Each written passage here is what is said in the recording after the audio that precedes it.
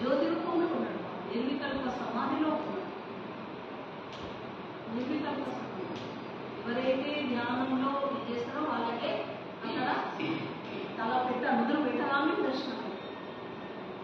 నువ్వు ఎక్కడైనా పెట్టు, మంచి సంకల్పం ఉంటుంది. బాబాయ్ ఎక్కడ లేడు, అంతటా ఉన్నాడు, ఇక్కడ కూడా కొత్త కొత్త వాళ్ళకు కూడా ఇక్కడ కూడా జాగ్రత్త అవుతుంది.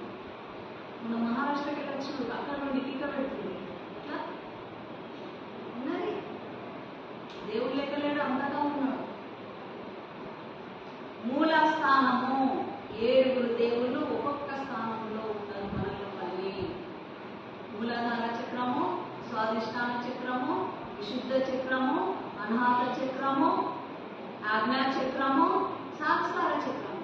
7 దేవుళ్ళు మన లోపలనే ఉన్నారు. 7 కొండల వాడు మన లోపలనే ఉన్నారు. 7 కొండలు అవి కొండలు కదా.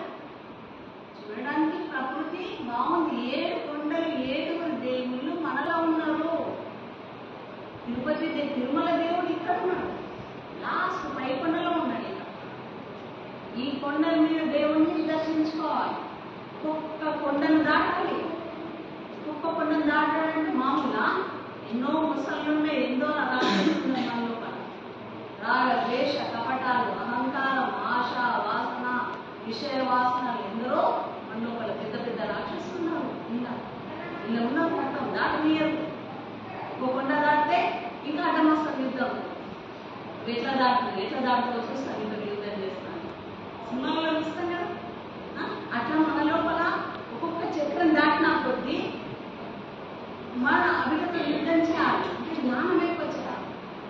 జ్ఞానం ఎక్కువ చేసి మితంగా ఉంటే అప్పుడు మనం ఈ 7 కొండల పై దాకా 7 దేవుణ్ణి మనం దర్శించుకున్నాం. అలా నిజంగా ఇలా ఉంటాడు చేస్తా. నిజంగా అన్ని పెట్టినాయంటే నిజం, అబద్ధం కాదు, నిజం. నాకు ఎట్లా దర్శనం అయిందంటే ఆ బంగారు సన్న దేవుడు ఇట్లా పట్టుకుంటున్నా, ఆ 7 కొండల దేవుడు ఇట్లా పట్టేసినట్టు ఎంత వేడి ఉన్నది. చెప్పగలుగుతున్నా అంటే ఆ దర్శనాల ద్వారా చెప్పగలుగుతున్నా. బాబా కృపతోటి ఇది ఇక్కడ చెప్పడం వస్తుంది, లేకపోతే రాదు. ఇది బట్టి అనుభవాలు అయితేనే చెప్పడం వస్తుంది. మామూలుగా అన్ని రాసి పెడతారు ఇక్కడ, కానీ అనుభవాలు కావాలి మనందరి. ఇలా అంటారు, అవునా? మన పెద్దలు అంటారా లేదా? ఇది చాలా పవిత్రమైనది. ఇక్కడ శివుడు ఉన్నాడు. జీవ శివాచి గాలిని దాటి పరమాత్మ పగాయ దృష్టి. ఈ జీవాత్మ నాటి దగ్గర ఉంది, శివుడు ఇక్కడ. గురు కృప ద్వారా ధ్యానంతో ఇక్కడికి వస్తుంది జీవాత్మ. అప్పుడు పార్వతి ఇక్కడ, శంకరుడు ఇక్కడ. అప్పుడు 2 కళ్యాణం. అది మహాశివరాత్రి కళ్యాణం అంటే ఏంటి? అది కళ్యాణం. పార్వతి శివల కళ్యాణం. అది మన ఆధ్యాత్మికంగా మన లోపలనే ఉన్నాడు. అది దర్శనం కావాలంటే ధ్యానం చేయాలి. అన్నం తినడము, ఇవిళ్ళు తింటే మీకు దర్శనం కాదు.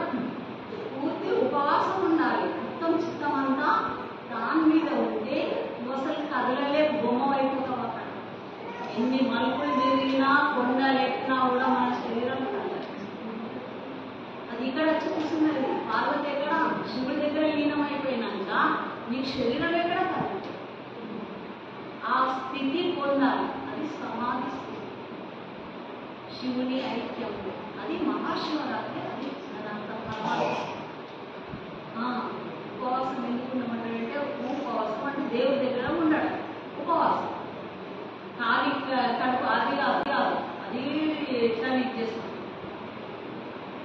అధిష్టాన దేవుడు పరమాత్ముడు. ఈ సంపూర్ణ శరీర సృష్టిని నడిపించే పరమాత్మ స్వరూపుడు మన కణంలో ఉన్నాడు. ఏ కొద్ది రక్త ప్రసరణ ఇక్కడ దేవుడికి వ్యాపించకుంటే ఏమొస్తుంది? పొద్దువైపోతుంది. ఉన్నాడా లేదా? ఉన్నాడా? కానీ ఏర్పడాలి. మనం ఏర్పడుతుందా? తెలుసుకోము. ఎప్పుడు తెలుసుకుంటామో? ఉన్నన్ని రోజులు తెలుసుకోము. మన లోపల దేవుడు ఉన్నాడు కూడా మనం తెలుసుకుంటలేము. మన తల్లిదండ్రులు ఉన్నన్ని రోజుల విలువ తెలియదు. అవునా? ఏదైనా వస్తువు ఉన్నన్ని రోజులు విలువ తెలియదు. సంపద ఉన్న రోజులు దాన్ని విలువ తెలియదు. ఎప్పుడు తెలుస్తుంది? లేనప్పుడు తెలుస్తుంది. అందుకనే బాబా అంటారు, ఉన్నప్పుడే తెలుసుకోండి.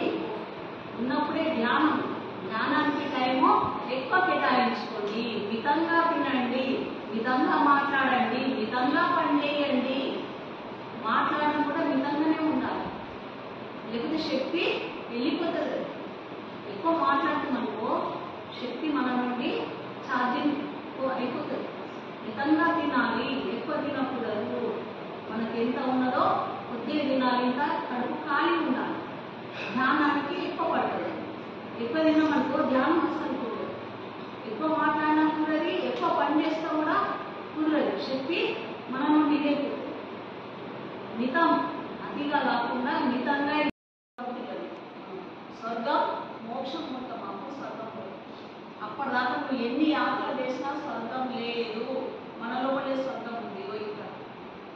ఇక్కడ స్వర్గం ఉంది. మనం ధ్యానంలో కూడా ఈ రెండు కళ్ళ దృష్టి ఇక్కడ పెట్టి కూర్చోవాలి సీదా. ఏనాడో ఒకనాడు గురువు బాబా మనకు గురు కృప ప్రసరిస్తుంది. ఈ జ్యోతి ఇక్కడ ఉంది, మనకు కనిపించదు. కనిపించే జ్యోతి ఇక్కడ ఉంది, కనిపించని జ్యోతి ఇక్కడ ఉంది. మన ఆత్మ జ్యోతి. దాన్ని పట్టుకోలేవు, చేతితోటి పట్టుకోలేవు, చేతికి అందరి చిత్తవి. కానీ మనల్ని నడిపిస్తుంది మొత్తం, కానీ నడిపిస్తున్నది. అది దర్శనం అయితే దానంత భాగ్యవంతులు. అది గురు